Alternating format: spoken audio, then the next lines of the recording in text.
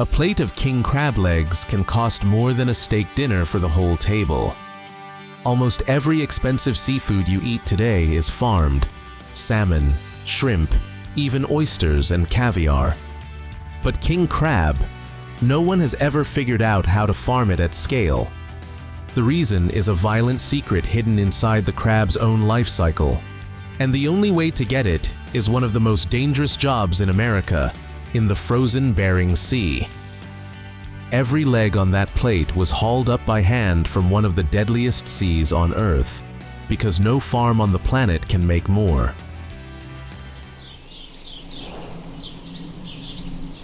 Humans have learned to farm almost everything the sea can offer, but the king crab has resisted every attempt, staying one of the last great wild luxuries. The red king crab is a giant.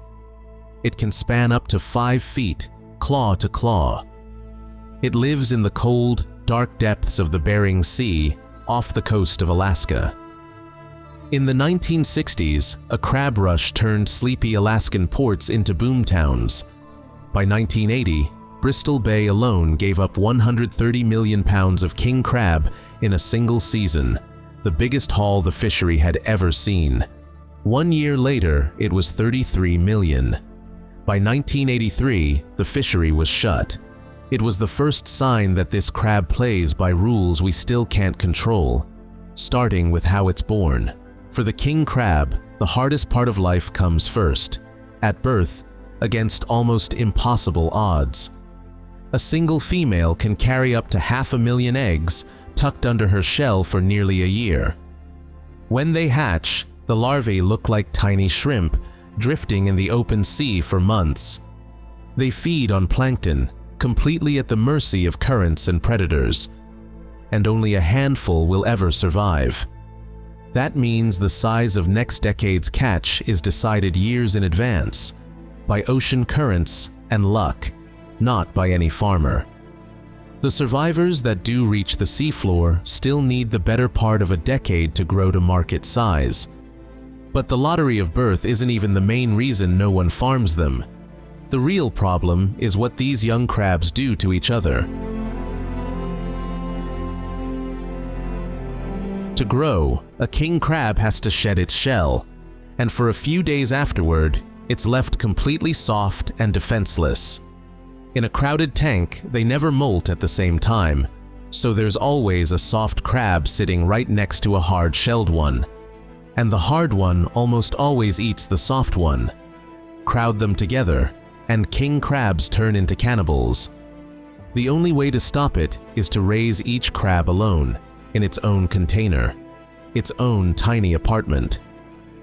Now picture doing that for tens of thousands of crabs for years. No farm on Earth could make money that way. Hatcheries in Alaska have raised over 100,000 baby crabs, but only to release them back into the sea, never to sell. Even Norway's most advanced trials only fatten crabs caught wild. No one has ever closed the full cycle for profit. So the supply stays locked to the wild, scarce, unpredictable, expensive. And the only way to get it is to go out and catch it. So every winter, a small fleet of boats heads into the Bering Sea, one of the most violent stretches of ocean on the planet. The season runs in the dead of winter, when storms are at their worst and the catch window is brutally short. For decades, this was one of the most dangerous jobs in America, and the reason was the way the season itself worked. Until 2005, the entire fleet raced for one shared quota. Whoever grabbed the most crab fastest won. Some king crab seasons lasted just 3 or 4 days, so boats fished through any storm, no matter how dangerous.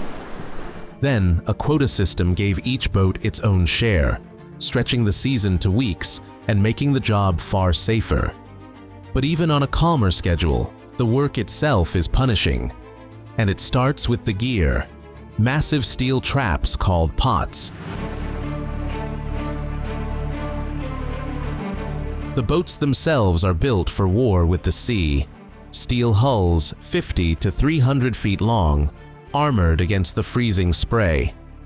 At the heart of each boat is a powerful hydraulic system, built to lift and drop the gear no matter how cold it gets.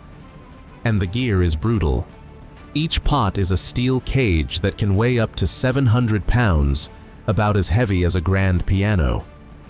A single boat can carry dozens of these traps, and the crew wrestles them across a heaving, ice-slick deck. They pack each pot with bait, drop it hundreds of feet to the seafloor, and mark it with a single floating buoy. Each pot hides a clever safeguard, an escape panel sewn shut with twine designed to rot away. If a pot is ever lost, the twine breaks down, the panel opens, and the trapped crabs swim free, instead of staying for years in a ghost trap. Then comes the moment everything depends on, hauling the pots back up to see what the sea has given.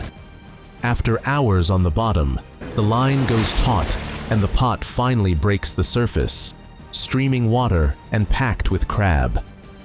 A deckhand hooks it with a throw line, and the crane swings the heavy cage in over the rail. The crew flips it open, and a couple 100 pounds of crab avalanche onto the sorting table at once. Now, the race is on. Only legal-size males make the cut. Everything else goes straight back over the side. Every female, every undersized crab, is thrown back alive. A rule that keeps the fishery from collapsing again. The keepers slide down a chute into tanks below deck, where circulating seawater keeps them alive all the way to port. Even before the table is clear, the pot is rebaited and catapulted back into the sea. The cycle never stops. The pots are set in long strings. A good one can give up 5,000 pounds of crab, a bad one almost nothing. The crew can work 18 to 20 hours straight, barely stopping for a sip of water. They crawl through the swells at walking speed, just to keep the freezing spray from turning the boat to ice. And every swinging pot is a danger of its own. One wrong step between steel and rail leaves, no room for error. When the tanks are finally full, the boat turns for port. Its hold alive with thousands of crabs, everyone worth its weight in gold. The race isn't over when the boat reaches port. The crabs have to come ashore still alive. Within minutes, the catch is pumped from the hold and rushed straight into the processing plant. Here's something most people never realize about the crab on their plate. Almost none of it is truly fresh. Within hours of landing, the crab is cooked and flash frozen right at the dock. Cooking sets the delicate meat, and freezing locks it in, because a king crab's quality fades fast once it leaves the cold water. The cooked crab is split into legs and clusters, then cleaned and inspected piece by piece. Then every crab is graded by size, and that single measurement decides how much each leg is worth. Each piece is sprayed with a thin coat of ice, a glaze that armors the meat for a journey across the world. Then the legs are packed into boxes by size, sealed, weighed, and labeled for buyers around the globe. Pallet after pallet disappears into vast freezers, kept far below zero until the moment they ship. The biggest legs command the highest prices, turning a wild catch into a tiered premium product. But the plant is only the midpoint. From here, the crab begins a journey across the world, and it never leaves the cold. From this moment on, the crab can never thaw. One warm-up, and a fortune in seafood is ruined. It leaves the plant in refrigerated containers and trucks, with the temperature watched every mile of the way. From here, the catch splits in two. Most travels frozen, but the most valuable crabs go out alive. Most of it travels frozen, packed into refrigerated containers, and shipped across the ocean over weeks, the slower, cheaper path. The live crabs get the opposite treatment. packed into chilled foam boxes with gel ice and oxygen, racing against the clock.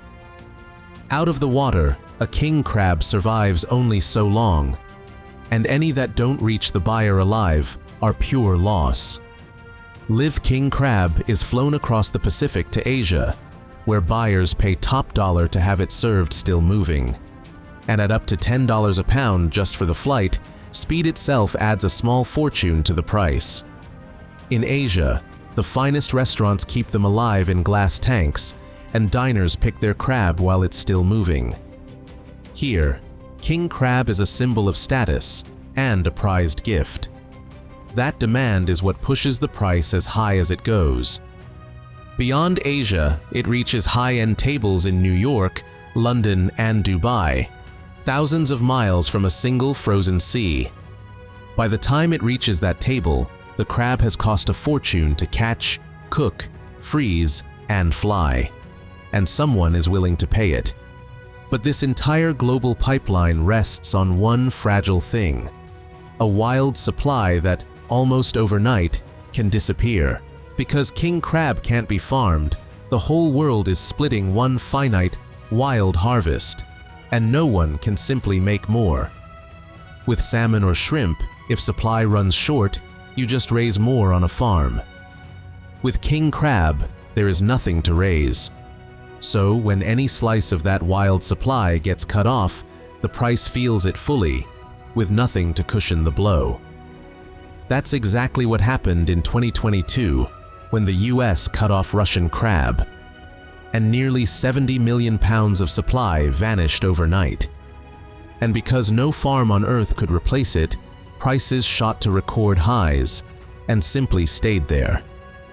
But the hardest proof of that fragility wasn't politics at all. It came from Alaska's own waters. In 2021, the yearly survey came back with a number no one wanted to see. There were simply too few crabs left, especially mature females. For the first time since the 1980s, Alaska shut down the Bristol Bay red king crab season, and then shut it down again the very next year. Boats stayed tied to the docks. For crews and crab towns that had fished these waters for generations, the season simply didn't come. Scientists still debate exactly why. A warming Bering Sea is the leading suspect, but there is no single, clean answer. And here is where the crab's whole story comes due. There was no farm to ramp up, no hatchery to restock the sea, nothing humans could do to make more.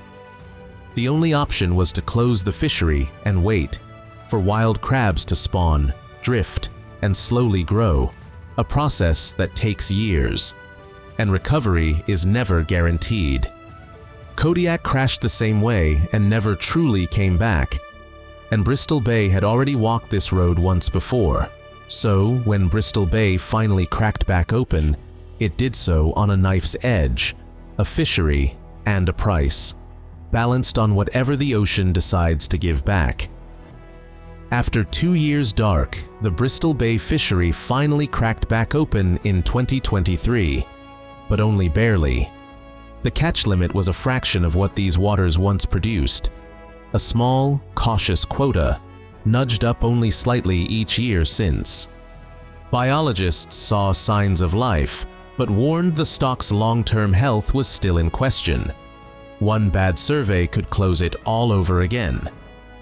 Every season now hangs entirely on what the ocean gives back, because no one can add a single crab to the sea. And that is the answer. The sea once gave 130 million pounds in a single season, and humans still can't make a single one.